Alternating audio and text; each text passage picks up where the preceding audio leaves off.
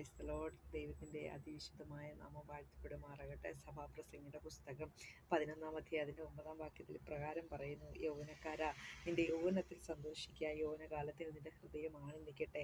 നിനക്ക് ഇഷ്ടമുള്ള വഴികളിലും നിനക്ക് എന്നാൽ ഇവയൊക്കെയും നിമിത്തം ദൈവം നിന്നെ ന്യായവിസ്താരത്തിലേക്ക് വരുത്തും എന്നറിയുക. ആകയാൽ നിന്റെ ഹൃദയത്തിൽ നിന്ന് വ്യസനം അകറ്റി നിന്റെ ദേഹത്തിൽ നിന്ന് തിന്മ നീക്കിക്കളയുക. ബാല്യവും യൗവനവുമായി എത്രേ. Praise lord. കർത്താവിൻ്റെ വചനം പറയുക, നിനക്ക് ഇഷ്ടമുള്ള വഴിയിലൊക്കെ നീ നടന്നോ, കുഴപ്പമില്ല.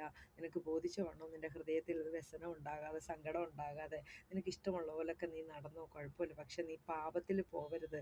അങ്ങനെ പോയി കഴിഞ്ഞാൽ ഹല്ലേലൂയ, നിനക്ക് ദൈവസന്നിധിയിൽ നിൽക്കേണ്ടി വരും. കർത്താവിൻ്റെ ന്യായവിസ്താരത്തിന് മുമ്പ് നിൽക്കേണ്ടി വരുമ്പോൾ നിന്റെ തല കുനിയാൻ ഇടയാകും. കർത്താവ് മുന്നറിയിപ്പ് തരിക, നിനക്ക് ഇഷ്ടമുള്ളതുപോലെ പൊയ്ക്കോ, കുഴപ്പമില്ല. കർത്താവിൻ്റെ പരിശുദ്ധാത്മാവ് വ്യക്തമായി പറയുക നമ്മളോട്. കർത്താവ് മുന്നറിയിപ്പ് തരിക, പാപ വഴി പോകരുതേ. ആമേൻ. കർത്താവ് എല്ലാ